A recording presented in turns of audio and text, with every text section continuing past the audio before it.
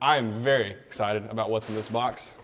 Me too. To not waste any time here. Yeah. Oh. We can do a nice little reveal here. If you guys are familiar with Yamaha engines, you know that this right here is an amazing engine. You can pack a ton of power into this little 650. What did John say? Oh, he called it a hellacious. Hellacious. Yeah. Apparently, so if you guys don't know it, John used to actually work on motorcycles for a living. He did restoration.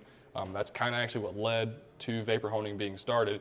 And so he knew a guy that could put loads of power into these, like just adjusting things, old-fashioned, true mechanical style, but put a ton of power into these, not like today where you just work on the computer and automatically power appears. But no, these things were serious. And so this was actually sent in by a customer. He wants us to very specifically ask, which I like, for us to do aluminum oxide first and then follow it up with glass bead. That way it gets that really nice shine. And again, we're looking to remove this paint that's on here. Yeah, and make this thing especially look great. yeah, it's really like around this part, like especially here and here, all this black paint. Oh, it's terrible. It's terrible, yeah. So it'd be definitely good to remove that. Oh, absolutely. Something cool I want to show you guys, and I think we're going to start with the top piece so we can do a nice comparison. Yamaha used to paint the interior, which I thought was kind of weird. Why would they do that? I don't know. I guess it was just easier to manufacture this way. Okay. But the inside of this thing looks phenomenal. You can see where the paint still looks perfect. But the exterior has definitely seen better days. So again, that's what we're going to be trying to do, is remove all this paint and get it back to looking great. Awesome. The first machine that we're going to use it's a 800 FL, and it will have 220 aluminum oxide. So like the customer said, he wants us to use aluminum oxide first to sort of strip and remove the paint inside and outside. 220 aluminum oxide, again, perfect choice. It's not as aggressive as 120, but it'll still do the job. So I'm gonna put this in here. Here's the result. That was probably about like, I don't know, 5 or 10 seconds, but with 220 aluminum oxide, it effectively removed the paint. So I'm just gonna keep on going.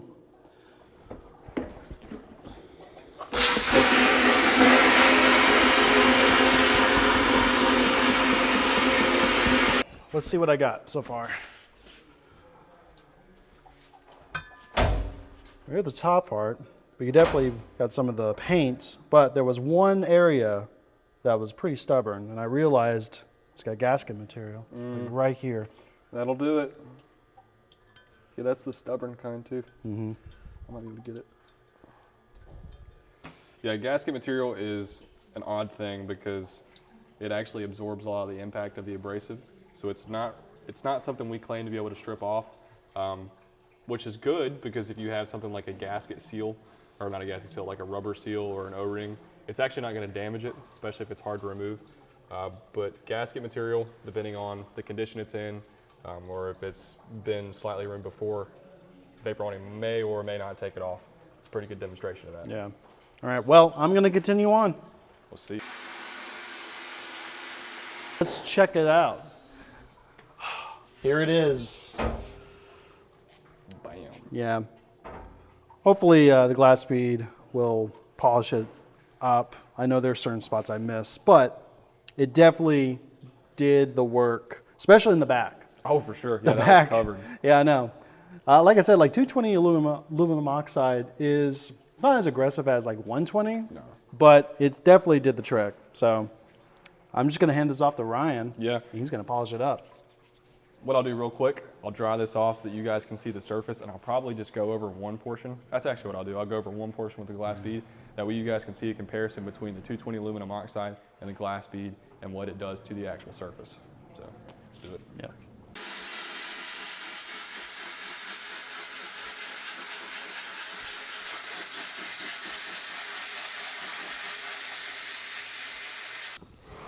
All right. Wow, I might not even have to dry it off. So if you guys can see on my left-hand side, this portion right here, this is the glass bead. So hopefully in the shimmer of the light, you can see just how much brighter that is than this 220 aluminum oxide. Abrasive choice is a really good way to determine how the actual part is going to look and also how coatings are going to adhere. If you were going to do something like Cerakoting afterwards, of course we would recommend an aluminum oxide, either 220 or 120 grit, because the actual surface it creates is very porous. That way your coating can actually adhere to the surface. This glass bead is much more polished, it's much more rolled, meaning the surface itself is actually smoother. That's why it's brighter. But again, there's a really good comparison between the two. I, of course, love the raw aluminum. I mean, you can't beat it. And the glass bead in a vapor home machine puts that true vapor finish on there, and it's immaculate. So I'll go ahead and finish that up real quick.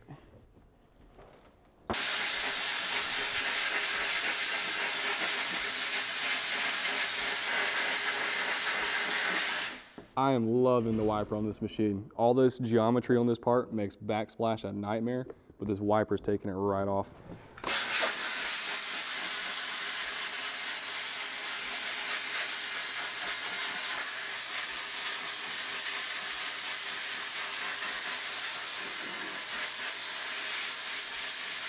So I know you guys see me blasting directly onto this threaded hole right here.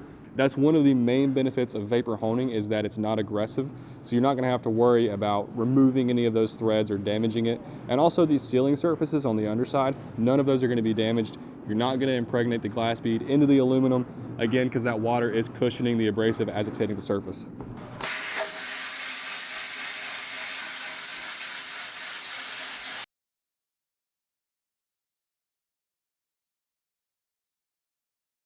Ryan, that looks pristine. Like, we just remember what it, actually we have a good before and after. Like this, Oh, yeah. like right in the bottom, that's what it looked like. Yeah. Going from aluminum oxide and then to glass bead, and you get this finish. You know, I'm pretty sure for some people they would say, well, why not mix it? You know, mix the glass bead and the aluminum oxide. Right.